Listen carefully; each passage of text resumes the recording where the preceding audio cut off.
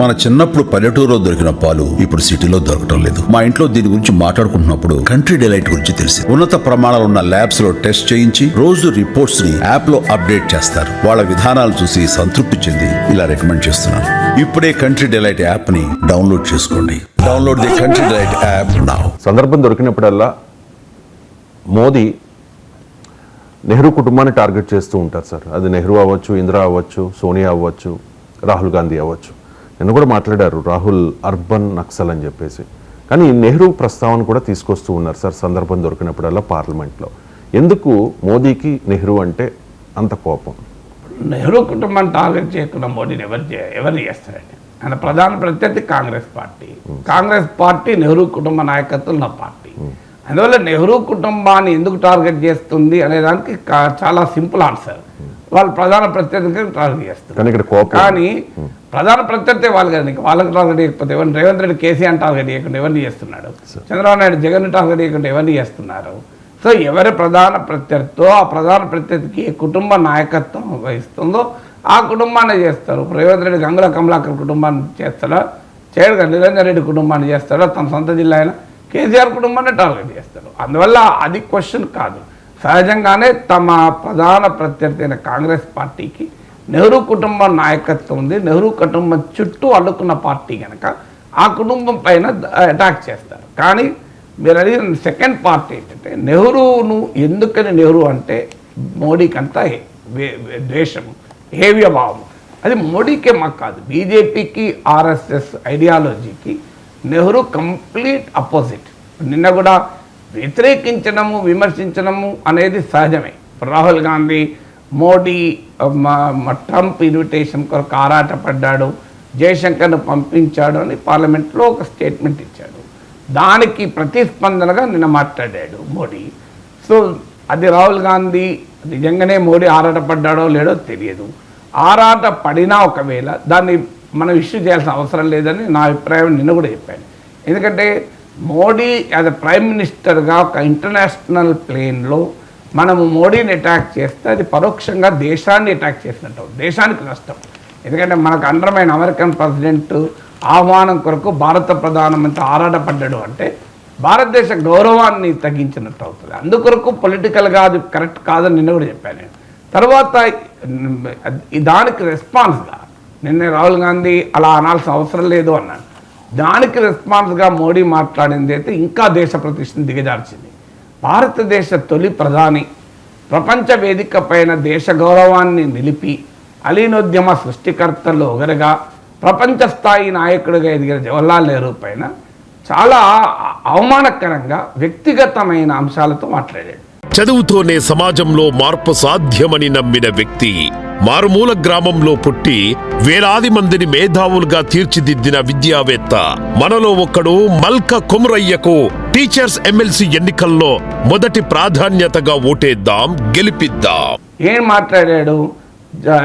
John F Kennedy JFK's forgotten years అని ఒక CIA మాజీ అధికారి, సిఐఏ ఎక్స్పర్ట్, అమెరికాకు చెందిన central intelligence agency CIA expert రాసినటువంటి బ్రూస్ అనుకుంటారు, బ్రూస్ రిడెల్ అనేది ఉంది పేరు, అతని పేరు బ్రూస్ రిడెల్ ఐ థింక్.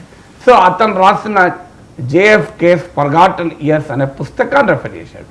ఆ పుస్తకంలో చాలా అభ్యంతరకరమైనవి, నెహ్రూ వ్యక్తిగతమైన ఇంకా అవమానించేది, ఆయనను అనైతిక వ్యక్తిగా చూపెట్టే అంశాలు కూడా ఉన్నాయి.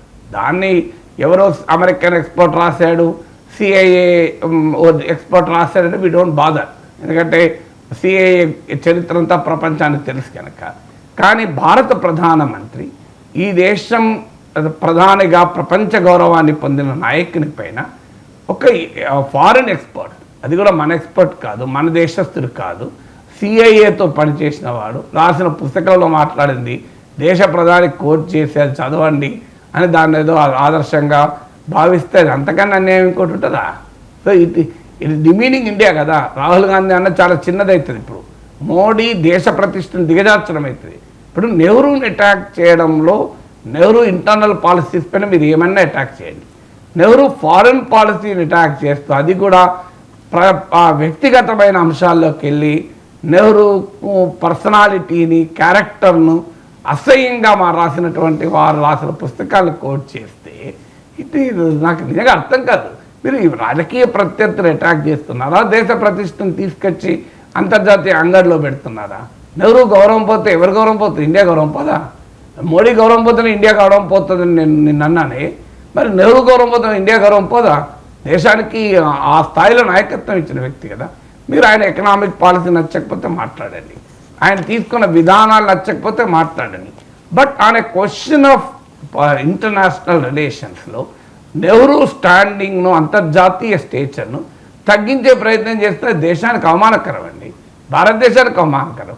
కొన్ని నెహ్రూ నాన్ అలైన్ మూమెంట్కు నాయకుడు, ఫౌండరు. మీకు నాజర్, మార్షల్ టీటోలతో, యుగోస్లేవియా ప్రైమ్ మినిస్టర్ నాజర్, వీళ్ళతో కలిసి ఈ ఫామ్ నాన్ అలైన్ మూమెంట్ అభివృద్ధి చెందుతున్న దేశాలకు నాయకత్వం వహించాడు. సో అలాంటి లీడర్ను పట్టుకొని మీరు అవమానకరంగా, వ్యక్తిగతంగా అవమానించే రీతిలో మాట్లాడింది మీద అన్బికమ్ ఆఫ్ ఎ ప్రైమ్ మినిస్టర్. దేశ ప్రధాని చేయాల్సిన పని కాదు. దేశ ప్రతిష్ట మాకు ముఖ్యం కాదు, మా రాజకీయ ప్రయోజనమే ముఖ్యం. దేశ ప్రతిష్ట మంటగలిసినా మంచిదే, మాకు రాజకీయాలు ముఖ్యం అని ప్రైమ్ మినిస్టర్ స్థాయిలో అనుకుంటే అది అంతకన్నా అన్యాయం కాదు. నేను మళ్ళీ చెప్తున్నాను, నిన్న మోడీ ఆరాటపడ్డాడు ట్రంప్ ఇన్విటేషన్ కొరకు అని రాహుల్ గాంధీ అంటే అలా అనకూడదు, అది తప్పని ఓపెన్గా చెప్పినాను నేను. సో ఇవాళ మోడీ చేస్తే కూడా తప్పనే చెప్పాల్సి వస్తుంది. తర్వాత మీకు నెహ్రూ పైన ఎందుకు వ్యతిరేకత అంటే, నెహ్రూ ఐడియాలజికల్గా కంప్లీట్ ఆర్ఎస్ఎస్ ఐడియాలజీకి భిన్నమైన వ్యక్తి. Nehru is a staunch secularist. దీనికి పూర్తి వ్యతిరేకత బీజేపీ. మీరు ఆర్ఎస్ఎస్ ఓపెన్గానే సెక్యులరిజం అన్న సెక్యులర్ ఉన్న పదాన్ని రాజ్యాంగం నుంచి తొలగించాలని చెప్తారు. నెహ్రూ ఇండియన్ కాన్స్టిట్యూషనల్ వాల్యూస్కు ఒక ప్రతీక. ఆ బీజేపీ, ఆర్ఎస్ఎస్ భారత రాజ్యాంగాన్ని మొదట్లో ఆర్ఎస్ఎస్ వ్యతిరేకించింది కూడా. అసలు ఈ ఆర్ఎస్ఎస్ నథింగ్ ఇన్ ఇండియన్ అన్నారు. ఈవెన్ సవార్కర్ లాంటి వాళ్ళు అన్నారు, ఇందులో భారతీయత ఏమీ లేదు, మనకి ఈ రాజ్యాంగం పనిచేయదు, మనకు మనుధర్మమే పనిచేస్తుందని చెప్పి సావర్కర్, హిందుత్వ ఫౌండర్ ఆయన అన్నాడు. మీరు ఆర్ఎస్ఎస్ తొలినాట్లో ఆర్ఎస్ఎస్ పత్రికల్లో రాసిన వ్యాసాలు చూడండి, ఈ రాజ్యాంగాన్ని పూర్తిగా ఆర్ఎస్ఎస్ వ్యతిరేకించింది. మీకు ఉపన్యాసాలు కూడా ఉన్నాయి. తర్వాత క్రమంలో with in the Indian constitution పనిచేయాలి కనుక ఆ రాజ్యాంగాన్ని సమర్థించిన మాట నిజమే, సమర్థించక తప్పని స్థితి నిజమే. అందువల్ల రాజ్యాంగ మౌలిక విలువలతో బీజేపీకి, ఆర్ఎస్ఎస్కు అంగీకారం లేదు. ఎందుకంటే అందులో ఉన్న డైవర్సిటీ, ఫ్రెటర్నిటీ, ఈక్వాలిటీ, లిబర్టీ, వీటికి బీజేపీ ఐడియాలజికల్లీ వ్యతిరేకం. ఇప్పుడు ఫెడరలిజానికి బీజేపీ వ్యతిరేకం. ఎందుకంటే బీజేపీ రాష్ట్రాలకు అధికారం ఇవ్వడాన్ని అంగీకరించదు. మీరు అందుకే చూడండి, 1 nation 1 election, 1 nation 1 market, 1 nation 1 tax, 1 nation అన్ని 1 నేషన్ 1 లాంగ్వేజ్, హిందీ ఉండాలి ఇలా అంటారు. కానీ కాన్స్టిట్యూషన్ ఏమో లింగ్విస్టిక్ డైవర్సిటీ, సోషల్ డైవర్సిటీ, దీనికి ప్రతీక. నెహ్రూ ఆ డైవర్సిటీకి ప్రతీక. అంటే బీజేపీ డైవర్సిటీని అంగీకరించదు, నెహ్రూ ఆ డైవర్సిటీకి ప్రతీక. నెహ్రూ ఒక లిబరల్ డెమోక్రటిక్ ఇన్స్టిట్యూషన్స్ కోరుకున్నాడు. నాయకత్వం అంతా, అధికారం అంతా తన చేతుల్లోనే కేంద్రీకృతమై ఉండాలని నెహ్రూ కోరుకోలేదు. నెహ్రూ ఒక బలమైన పారిశ్రామిక పునాది వేశాడు.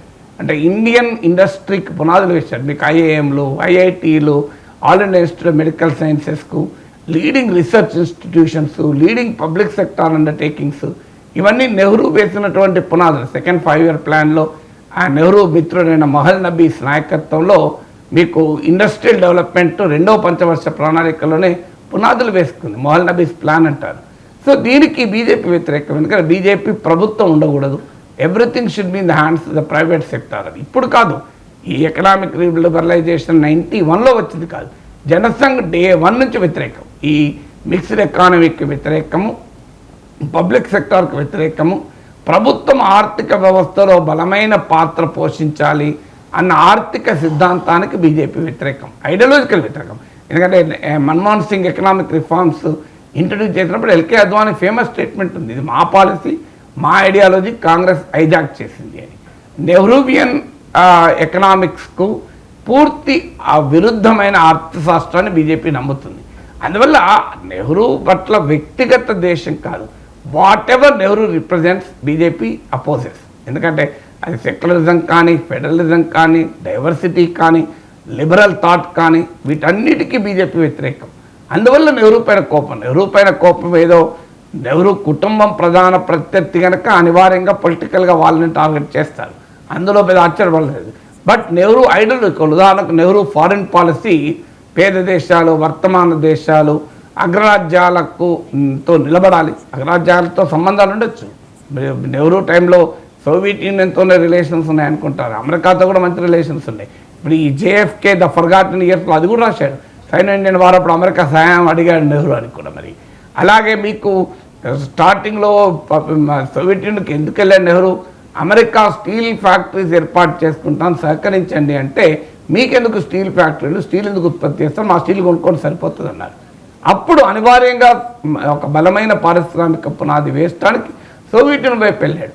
అందువల్ల కంప్లీట్గా సోవియట్ వైపు వెళ్ళాలని వెళ్ళలేదు, mixed economy. So Bharatiya Janata Party even Nehruvian foreign policy కూడా వ్యతిరేకం. అంటే వర్తమాన దేశాలు, మీకు బీజేపీ పూర్తిగా అమెరికా అనుకూల ఫారిన్ పాలసీ కోరుకుంటుంది.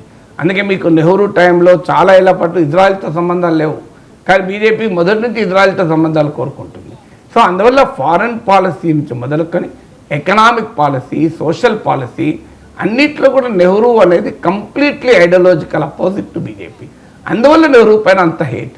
అదేదో మోడీకి పర్సనల్గా నెహ్రూ పైన ఏముంటుంది, ఏమైనా గట్ట దగ్గర పంచాయతీ ఉందా, ఇద్దరికి ఏం క్వశ్చన్ కాదు. But they are ideological poles apart కనుక వ్యతిరేకత.